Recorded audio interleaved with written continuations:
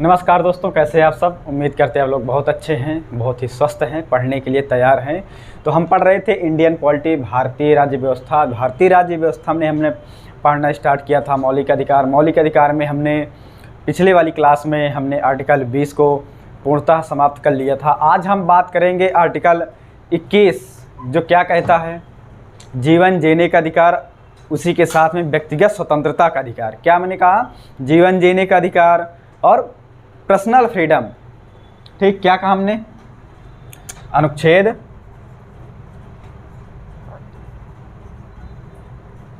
अनुच्छेद 21 क्या कहता है, जीवन जीने का अधिकार, जीवन जीने का अधिकार, जीवन जीने का अधिकार प्लस व्यक्तिगत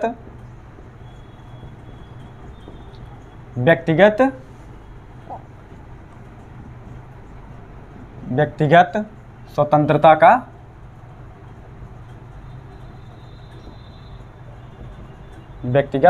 का अधिकार।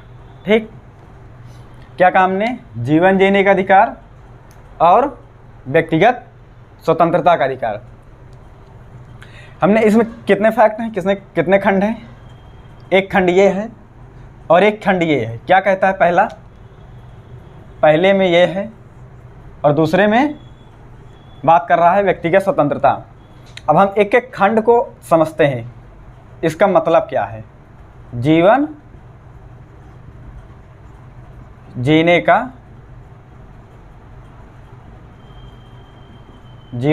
अधिकार। ठीक, क्या कहा, जीवन जीने का अधिकार।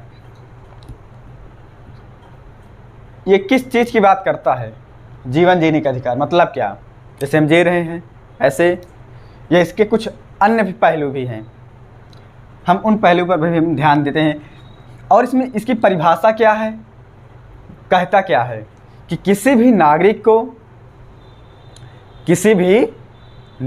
को प्रोसीजर इस्टेब्लिश बाय लॉ के अलावा, यानी विधि द्वारा स्थापित प्रक्रिया के अलावा किसी भी नागरिक को जीवन जीने के अधिकार से वंचित नहीं किया जा सकता। यानी विधि द्वारा स्थापित प्रक्रिया के अलावा, विधि द्वारा स्थापित प्रक्रिया के माध्यम से उसकी व्यक्तिगत स्वतंत्रता को बाधित की जा सकती है और जीवन जीने के अधिकार को छीना जा सकता है, लेकिन अन्य आधार पर ऐसे इसमें लागू नहीं होते। तो पहला क्या कहा हमने, जीवन जीने का अधिकार। यानी जीवन जीने के अधिकार में क्या, हम एग्जाम्पल से समझते हैं क्या इसका मतलब क्या है।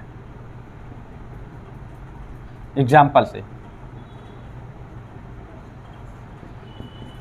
ठीक, मान लीजिए एक व्यक्ति है, ए नाम का एक व्यक्ति है जो कि उसकी उम्र कितनी है, 80 वर्ष, और ये बहुत ही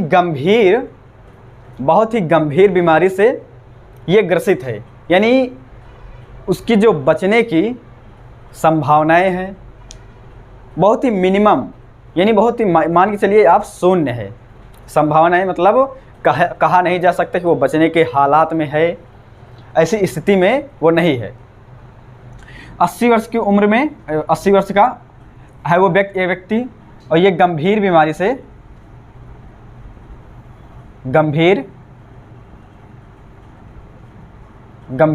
से ग्रसित है। ठीक, और इसके बचने की जो उम्मीद है वो मान के चलिए बिल्कुल ना के बराबर है। वहीं पर हम बात करते हैं बी नाम का कोई व्यक्ति है जिसकी उम्र मान लीजिए आप 30 वर्ष है, और ये भी क्या है, गंभीर बीमारी से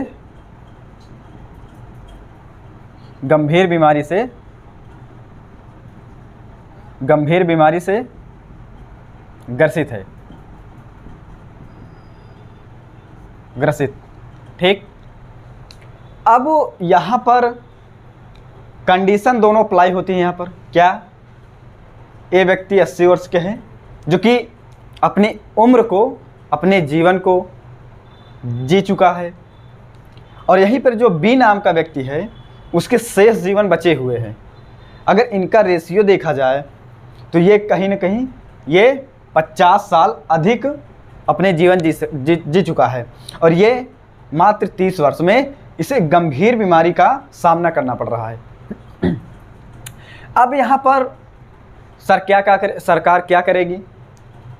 और किसी अस्पताल में, मान लीजिए आपके किसी ज़िला में कोई करीबी अस्पताल है, वहाँ पे जो वेंटिलेटर्स हैं संख्याएं कितनी है, खैर इसको छोड़िए, वहाँ पे मान लीजिए जो सुविधाएं हैं करीबी आपके अस्पताल में बहुत ही मिनिमम है, जो किसी एक को ही दी जा सकती हैं। और व्यक्ति कितने हैं जो गंभीर बीमारी से ग्रसित हैं? एक ये है और एक ये है। ए नाम का व्यक्ति है और बी नाम का व्यक्ति है, और दोनों का सामना एक गंभीर बीमारी से हो रहा है। इसकी भी वही स्थिति बनी हुई है। पर यहाँ पर सरकार क्या करेगी? इस व्यक्ति को, क्या इस दोनों व्यक्ति को बचाने का हर संभव प्रयास करेगी? और यहाँ पर मैंने इसके पहले क्या कहा कि इसके बचने की जो उम्मीद है, मान के चलो वो 0 है। कितनी है? 0 है। और यहाँ पर क्या है, कहा जाए तो जो एक वृद्ध पुरुष होता है उसके शरीर की जो एक्टिविटीज़ हैं वो धीरे धीरे उम्र के उस पड़ाव पर किसी भी चीज़ को पुनः बनाना या अपने शरीर को फिर से रेगुलेट करना शरीर साथ नहीं देता। लेकिन जो ये 30 वर्ष का व्यक्ति है, अभी ये किस में है? एकदम युवा अवस्था में है। इसकी हर कोशिकाएं इसका साथ देंगी बखूबी तरीके से। लेकिन यहाँ पे क्या है, मैंने कहा इसकी जो बचने की उम्मीद है 0 है। तो सरकार क्या करेगी? क्या दोनों को बचाएगी? ऐसा तो है नहीं। मैंने इसके क्या कहा कि वो करीबी अस्पताल में इतनी सुविधाएं हैं कि किसी एक को ही वो सुविधाएं दी जा सकती है। लेकिन यहाँ पर केस कितने हैं? 2। तो सरकार क्या करेगी?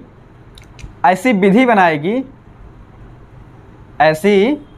बनाएगी कि इस व्यक्ति को जीवन की वो आवश्यकताएं, इस बीमारी की निजात पाने वाली आवश्यकताएं को छीन कर इस व्यक्ति को, जो इस 30 वर्ष का है, इसको दे दी जाएगी। ठीक। और ये किसके माध्यम से होगा? सिर्फ विधि द्वारा ऐसी कोई विधि बनाएगी जिससे इस व्यक्ति को पूर्ण रूप से वो सारी सुविधाएं मिल सकें।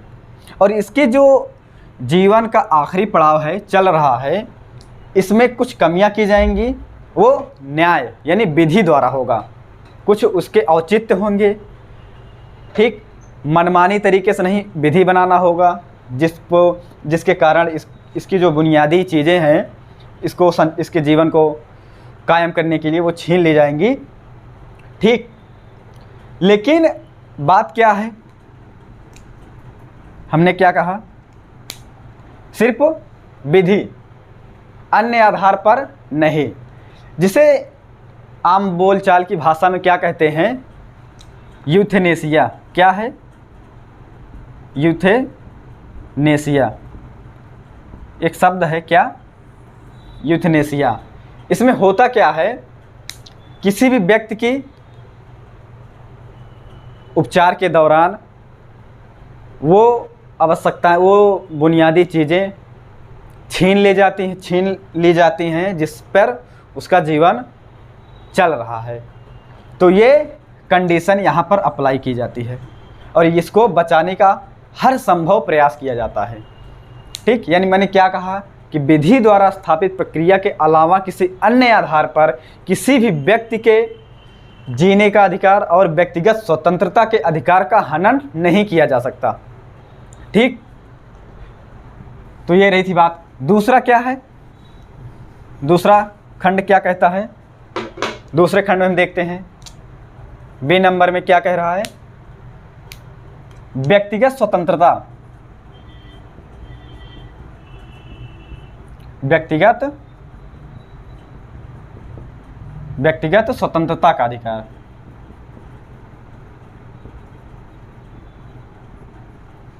ठीक। अब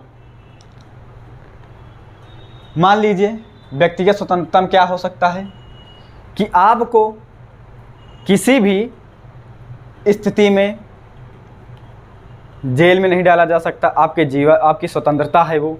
अगर जेल में डाला जाता है, आपको कैदी बनाया जाता है, तो उसके पीछे कोई ठोस कारण होंगे, बहुत बड़े कारण होने चाहिए, जिसके माध्यम पे, जिसके आधार से आपको जेल में डाला जा रहा है। या फिर कोई, मान लीजिए कोई मज़दूर है, क्या है, कोई मज़दूर है और किसी प्राइवेट संस्था में काम कर रहा है, तो वहाँ पर इसके स्वतंत्रता के अधिकार का क्या है, हनन नहीं किया जा सकता कि हाँ मुझे आज काम पर नहीं आना है, या उसकी कुछ पर्सनल कारण होंगे तो उस कारण को छीना नहीं जा सकता कि हाँ आपको आना ही है या आपको इस चीज़ को करना ही है। वो इसकी स्वतंत्रता है, उसको छीना नहीं जा सकता, उस पर दबाव नहीं डाला जा सकता। ठीक, तो ये थी व्यक्तिगत स्वतंत्रता और जीवन जीने का अधिकार। अब हम बात करते हैं कुछ इसके ऐतिहासिक पृष्ठभूमि पर, जो बहुत ही चर्चा में बना रहता है। क्या?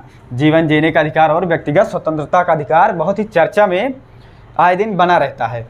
अब इस पर हम ऐतिहासिक पृष्ठभूमि जो है, कई सारे केसेस इस पर हुए। जैसे हम बात करेंगे ए.के. गोपालन 1950 का केस, उसी के साथ जो आखिरी निर्णय हुआ मेनका गांधी केस 1978। इन दोनों केस पर हम बहुत ही विस्तार से इसका वर्णन करेंगे कि इसमें क्या था और 1978 के मेनका गांधी केस में क्या हुआ, निर्णय क्या आता है जीवन जीने के अधिकार और व्यक्तिगत स्वतंत्रता के अधिकार को लेकर। मैंने क्या कहा, ए.के. गोपालन केस, क्या ए.के. गोपालन 1950। मूलतः देखा जाए तो गोपालन, जो ए.के. गोपालन है, ये कहाँ के निवासी थे? केरल के रहने वाले थे। और ये 1950, जब उस वक्त दौर वो चल रहा था जब विश्व युद्ध, द्वितीय विश्व युद्ध बहुत ही अपने प्रकाष्ठा की ओर था, तब ये ए.के. गोपालन उस समय बहुत ही एक्टिव कैंडिडेट थे, किसमें? राजनीति में। फिर बाद में ये कम्युनिस्ट दल में के नेता बन जाते हैं। ठीक, और इसी एक्टिविटीज़ पर, और ये जो 1950 में एक कानून बनाया जाता है, क्या है? प्रिवेंटिव डिटेंशन एक्ट, जिसे कहते हैं निवारक निरोध अधिनियम। क्या है? निवारक निरोध अधिनियम, जिसे कहते हैं प्रिवेंटिव डिटेंशन एक्ट। क्या है? प्रिवेंटिव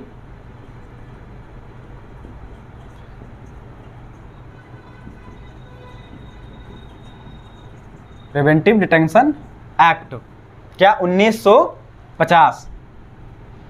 अब हम इस पर नज़र डालते हैं, क्या था ये केस, ए.के. गोपालन का केस क्या था।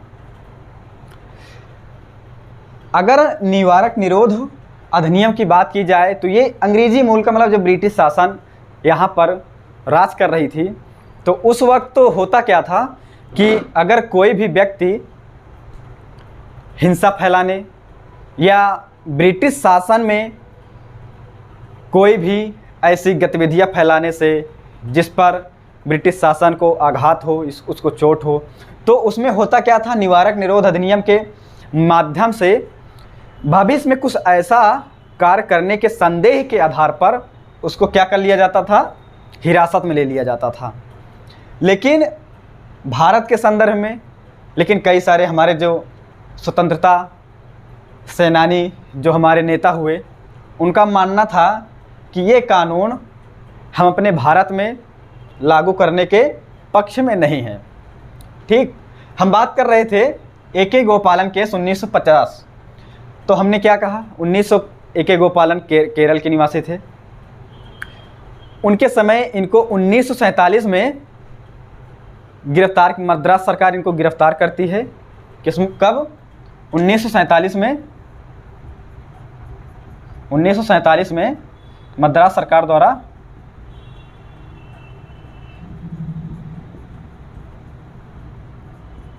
गिरफ्तार कर लिया जाता है। और उसी में ये आया था, लागू हुआ था क्या, 1950 का। और ये 3 साल जेल में कैद रहे। और इन्होंने गुहार लगाई और इन्होंने कहा कि हमारे मौलिक अधिकार आर्टिकल 19 और आर्टिकल 21 का हनन हुआ है, जो कि ये आर्टिकल 14 को भी बाधित करता है, जिसमें क्या कहा गया है, समता का अधिकार कहीं भी आने जाने या अबाध संचरण का 19 क्लोज 1 का खंड डी। क्या कहा? 19 का क्लोज 1 और खंड डी इसका। इस पर इन्होंने बहुत ही प्रकाश डाला। क्या कहा कि हमारे अबाध संचरण का हनन हुआ है। इसी के साथ ये केस इनका जाता है उच्चतम न्यायालय में। और ये जब निवारक निरोध का अधिनियम इन्हीं के फेवर में लागू हुआ, इन्हीं के संदर्भ में लागू होता है। और इनको बताया जाता है कि ये इनको जो हिरासत में लिया गया है, इसके कोई कारण नहीं बताए जाएंगे कि आपको किस आधार पर लिया गया है हिरासत में। और न्यायालय ने भी इस चीज़ के लिए प्रतिबंधित किया। ठीक, उसके बाद हमने कहा कि इन्होंने बताया कि हमारे आर्टिकल 19 क्लोज 1 का खंड डी का हनन हुआ है। फिर ये केस उच्चतम न्यायालय में जाता है और ये कहा क्या जाता है कि आपका जो आप बात कर रहे हैं आर्टिकल 19 और आर्टिकल 21, उसके साथ आर्टिकल 14 कि आप जो बात कर रहे हैं वो एक दूसरे से अलग हैं, इनकी परिभाषा एक नहीं है, एक दूसरे से अलग हैं। और आपको यह और ये आर्टिकल जो 21 है ये उससे, इन दोनों से अलग है, इसलिए आपको गिरफ्तार किया जाता है। और आपको इस गिरफ्तारी के कुछ जो कारण है वो बताना आवश्यक नहीं है। ठीक, और इसी में क्या कहा, विधि द्वारा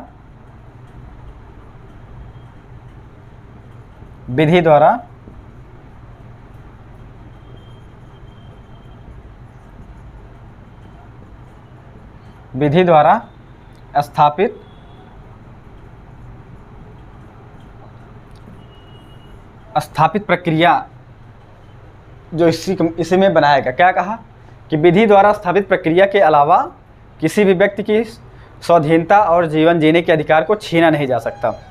तो इस वक्त इनके फेवर में लागू होता है। और फिर उसी में बात आती है मेनका गांधी केस में 1978 में, और इनको हिरासत में लिया जाता है। तो जब ये ए.के. गोपालन केस 1950 में इनको हिरासत में लिया गया रहता है। फिर उसी के साथ में जब 1978 में मेनका गांधी का केस आता है, जो 1967 के बने पासपोर्ट अधिनियम, क्या 1967 के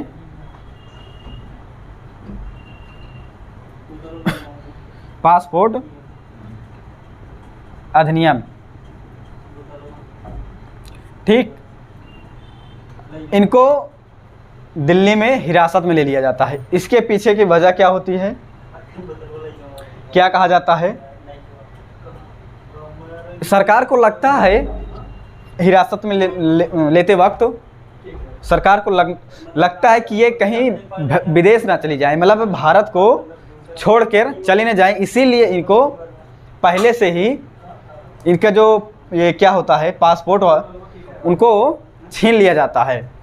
फिर ये इनका केस उच्चतम न्यायालय में जाता है और इन्होंने तर्क दिया, कौन, मेनका गांधी तर्क दिया मेनका गांधी 1978। इन्होंने तर्क दिया कि आर्टिकल जो 19 क्लोज 1 खंड डी, इन्होंने भी इस पर चर्चा की। इन्होंने कहा इसमें स्पष्टता लिखा हुआ है, क्या लिखा है कि अबाध रूप से संचरण का अधिकार, यानी कहीं आने जाने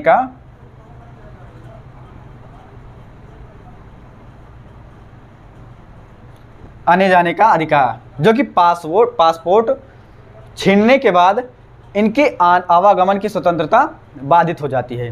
फिर उसी के साथ इन्होंने आर्टिकल 19 क्लोज 1 का खंड डी जिक्र किया कि अबाध रूप से संचरण करने का अधिकार मौलिक अधिकार एक हर नागरिक का है। ठीक, और उसी के साथ इन्होंने आर्टिकल 14 का भी जिक्र किया और आर्टिकल 21 में स्वतंत्रता का अधिकार और जीने का अधिकार जिसमें वर्णन किया गया है, इसका भी जिक्र किया। जब एक एक गोपालन का केस आता है, इनमें 4:4 से इनको हिरासत में लेकर, लेकिन इस गिरफ्तारी का जो इनको गिरफ्तार किया जाता है निवारक निरोध अधिनियम के माध्यम से, इनमें से जो ये 4 हैं इसको संवैधानिक करार देते हैं कि हाँ ये संवैधानिक है, आपको जब गिरफ्तार किया गया है ये संवैधानिक। लेकिन जो 2 होते हैं, जिनमें से एक फजल अली होते हैं, वो जो राज्य पुनर्गठन अधिनियम में से एक थे फजल अली, जब फजल अली आयोग गठित हुआ था। इन्होंने क्या कहा, फजल अली का कहना था कि निवारक निरोध अधिनियम के माध्यम से किसी भी व्यक्ति को गिरफ्तार करना, उसकी स्वतंत्रता को बाधित करना असंवैधानिक है।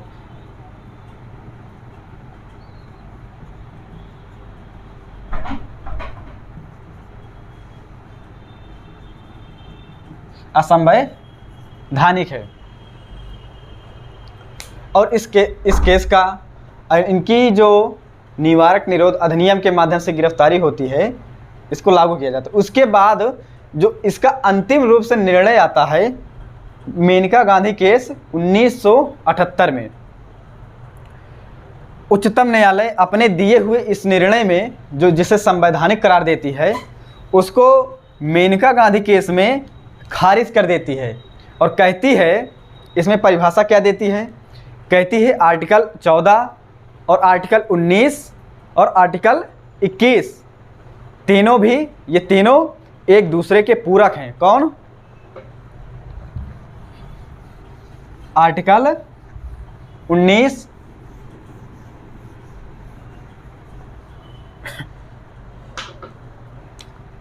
अनुच्छेद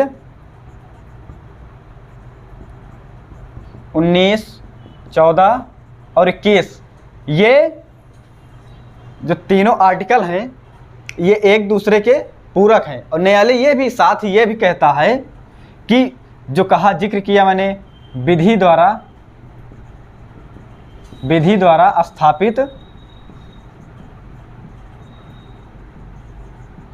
द्वारा स्थापित प्रक्रिया, ठीक, अगर विधि बनाई जाती है किसी भी व्यक्ति के संदर्भ में, उसके जीवन के संदर्भ में या उसकी स्वतंत्रता के संदर्भ में विधि बनाई जाती है, तो विधि निर्माता को यह ध्यान देना होगा कि आप वो उस विधि से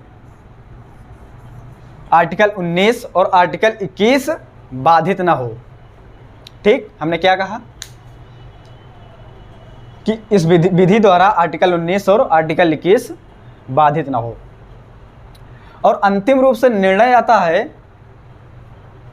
और जब उसके कि आर्टिकल 21 में जो कि उसमें कहा गया होता है ए.के. गोपालन के केस में कि स्वतंत्रता का अधिकार मात्र भौतिक स्वतंत्रता से, उसका मतलब है सिर्फ भौतिक स्वतंत्रता, ना कि कोई अन्य।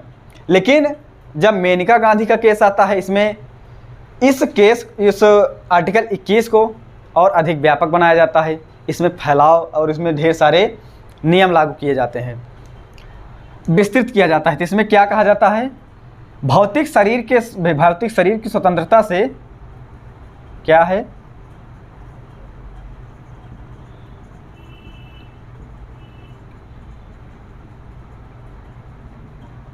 भौतिक शरीर की स्वतंत्रता के साथ साथ उस व्यक्ति को स्वच्छ हवा, मानसिक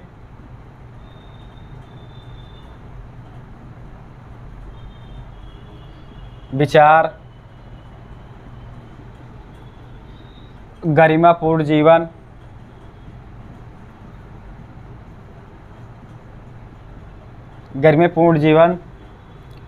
आदि जो शिक्षा का अधिकार और निजता का अधिकार, जिस स्थान पे शोर हो रहा है उसके संदर्भ में उसका अधिकार, उसको उसके विरुद्ध अधिकार है, ये सारी चीज़ें इसमें लागू की जाती हैं। किसमें, मेनका गांधी केस 1978 में।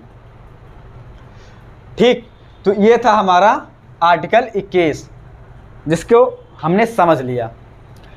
अब बात करते हैं आर्टिकल, इसी का एक दूसरा खंड है आर्टिकल 21A, जिसमें कहा गया है 6 से 14 वर्ष के बच्चों को, 6 से 14 वर्ष के बच्चों को निःशुल्क शिक्षा का अधिकार राज्य सरकारें ऐसी व्यवस्था करेंगी। क्या है आर्टिकल 21A, जिसमें कहा गया है 6 से 14 वर्ष बच्चों को निःशुल्क शिक्षा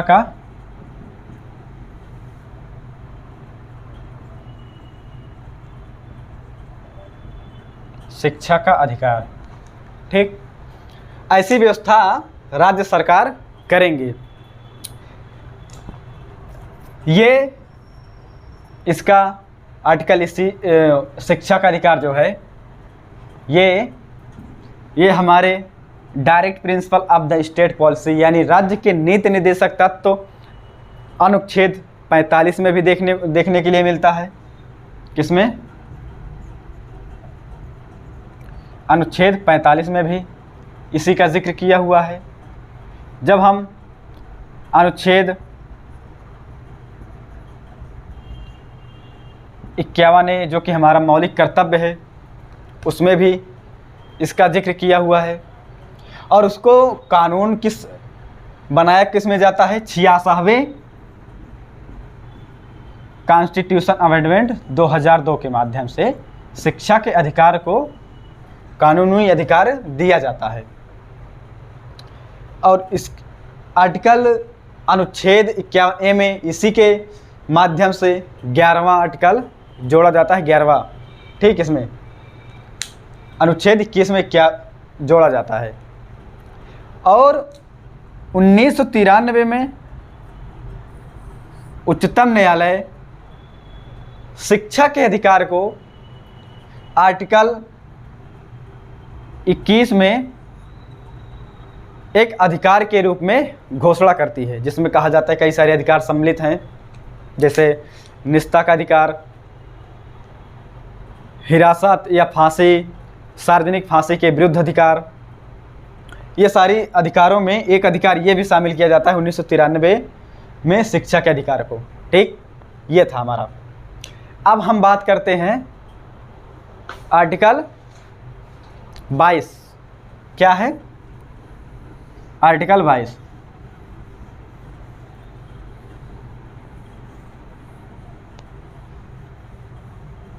आर्टिकल 22 क्या कहता है?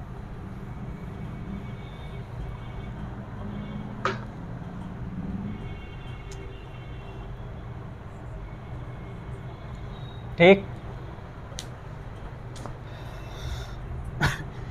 आर्टिकल 22 क्या है, इसमें कहा क्या गया है? अपराधी ठहराए जाने पर उसमें संरक्षण के के विषय में दिया गया है। क्या है?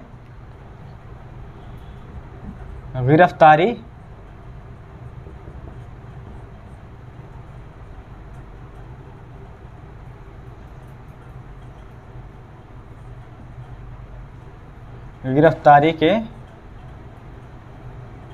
विरुद्ध संरक्षण।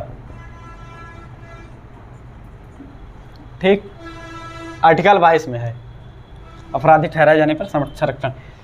किसी भी व्यक्ति को अगर हिरासत में लिया जाता है तो उसके दो पहलू होते हैं। क्या? जैसे मान लीजिए कोई व्यक्ति है, किसी को हिरासत में लिया जाता है, उसके दो पहलू होते, दो पक्ष हैं। क्या क्या? एक होता है दंड विषयक और दूसरा होता है निवारक होता है। दंड विषयक में इसका मतलब क्या है और इसका मतलब क्या है? ठीक, दंड विषयक में किसी भी व्यक्ति का जो अपराधी ठहराया गया है उसका दोष या अपराध सिद्ध हुआ है, न्यायालय द्वारा सिद्ध किया जा चुका है। और निवारक निरोध के संदर्भ में ये क्या कहता है? भविष्य में शंका के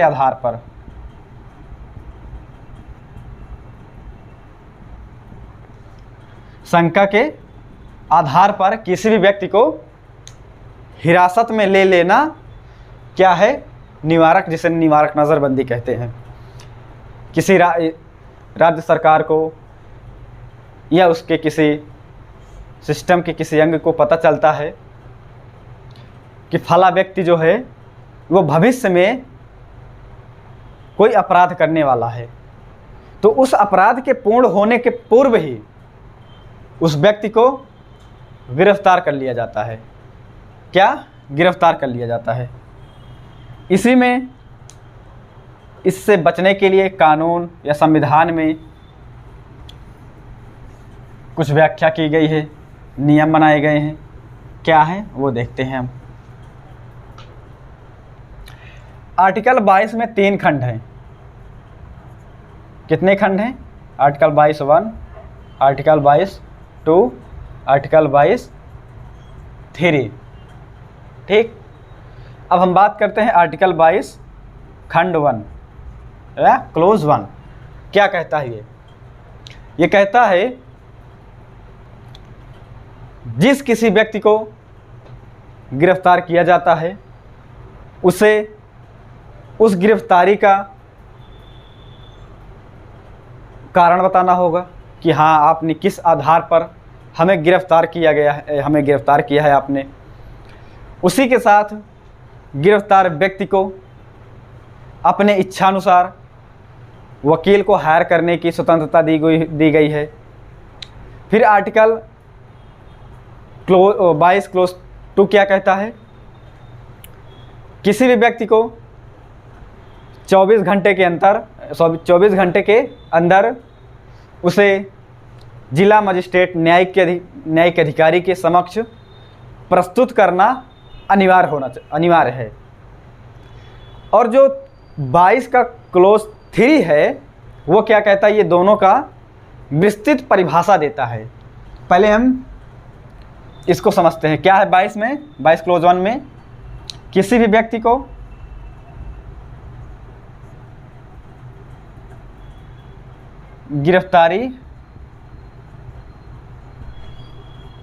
गिरफ्तारी का कारण जानने का अधिकार। इसी में अपनी इच्छानुसार वकील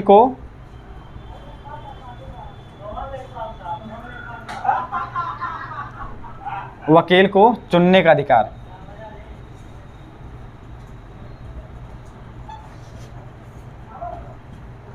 ठीक, उसके बाद 22 क्लोज 2 क्या कहता है? हमने क्या कहा? 24 घंटे के अंदर 24 घंटे के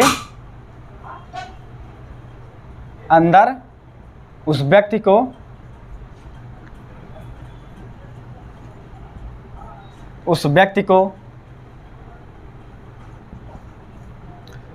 को जिला न्यायिक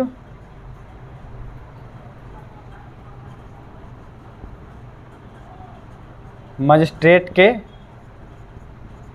समक्ष उपस्थित करना अनिवार्य है। ठीक, क्या कहा?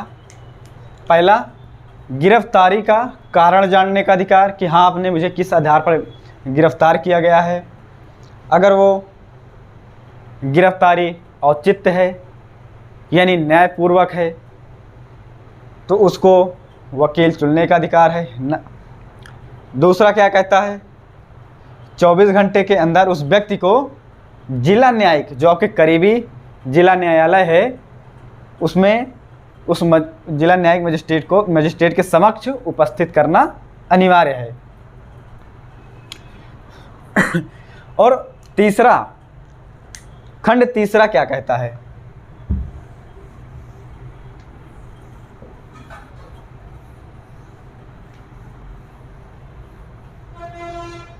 खंड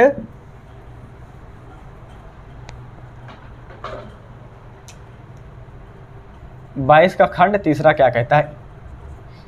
खंड 22 क्लोज 1 और वह 22 क्लोज 2, ये दोनों की परिभाषा कहाँ लागू होगा, किस पक्ष में लागू होगा और किसके साथ लागू होगा, ये 22 क्लोज 3 ये सारी चीज़ें बताता है।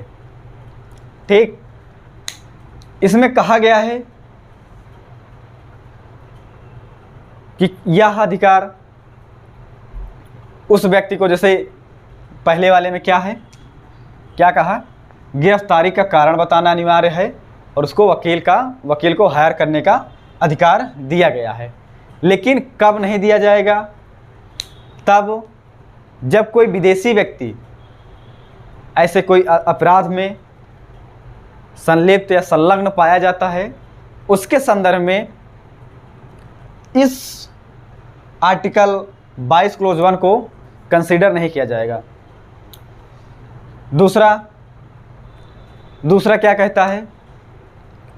यह अधिकार उस व्यक्ति के लिए नहीं होगा जिसको निवारक नज़रबंदी के आधार पर हिरासत में लिया गया है। किसमें? हमने क्या कहा पहले में? विदेशी शत्रु या विदेशी दुश्मन, और दूसरा क्या? निवारक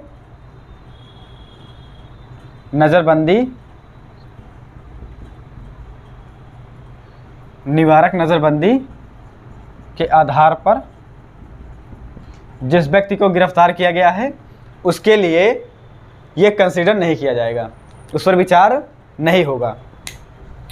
तो ये था हमारा आर्टिकल 22, जिसको हमने मूर्खता समाप्त कर लिया। अब हमारा आता है मौलिक अधिकार का तीसरा प्रकार, जिसे कहते हैं शोषण के विरुद्ध अधिकार, जिसमें 2 आर्टिकल हैं, 23 और 24। इस आर्टिकल को हम नेक्स्ट क्लास में पढ़ेंगे, आने वाली क्लास में हम पढ़ेंगे। लेकिन उससे पहले मैंने जो इन सभी आर्टिकल को, 2 मौलिक अधिकारों को हमने पार्ट को ख़त्म कर लिया। आर्टिकल और मौलिक अधिकार जो समता का अधिकार है 14 से 18 तक, और आर्टिकल और अनुच्छेद जो मौलिक अधिकार दूसरा है किसका? स्वतंत्रता का अधिकार। हम इस पर बहुत ही सनसनी तरीके से, बहुत तेज़ से इस पर हम एक बारी पुनः रिपीट कर देते हैं। क्या है? आर्टिकल 14 में क्या कहता है? सॉरी, विधि के समक्ष समता, विधि के समक्ष समता और विधियों का समान संरक्षण की कौन बात करता है? आर्टिकल 14। विधि के समक्ष समता ये ब्रिटिश मूल का है, जिसे विधि का शासन प्रोफेसर कौन देते हैं? न्यायविद डाइसी। उसी के साथ दूसरा पार्ट उसी का क्या है? विधियों का समान संरक्षण, मतलब हर नागरिक के साथ न्यायालय में हर प्रकार की किसी के साथ भेदभाव नहीं किया जाएगा, सभी को चीज़ें मुहैया कराई जाएंगी। ये किस में कहाँ से लिया गया है? ये अमेरिकी मूल का है। उसके बाद 15 क्या है? किसी भी व्यक्ति को धर्म, वंश, मूल, जन्म स्थान के आधार पर किसी भी व्यक्ति को किसी भी स्थान पर विभेद नहीं, किसी भी आधार पर विभेद नहीं किया जाएगा। उसके 16 वाले में लोक नियोजन की स्वतंत्रता है, किसी भी नागरिक को अपनी आजीविका का संचालन करने के लिए राज्य सरकार के अधीन किसी भी पद पर उसको उसके लिए अवसर की समानता बराबर की है। 17 क्या कहा हमने? अस्पृश्यता का अंत, जिसे हमने बताया था छुआछूत। उसी के बाद आता है हमारा आर्टिकल 18, जो कहता है आर्टिकल में 18 उपाधियों का अंत, जो कहा गया है कि राज्य सरकार सैनिक और शिक्षा के अलावा अन्य अधिकार किसी भी नागरिक को नहीं देगा। फिर आर्टिकल 19 क्या आता है? स्वतंत्रता का अधिकार है, इसमें वाक एवं अभिव्यक्ति की स्वतंत्रता है। इसमें 6 मूल हैं, 6 खंड हैं।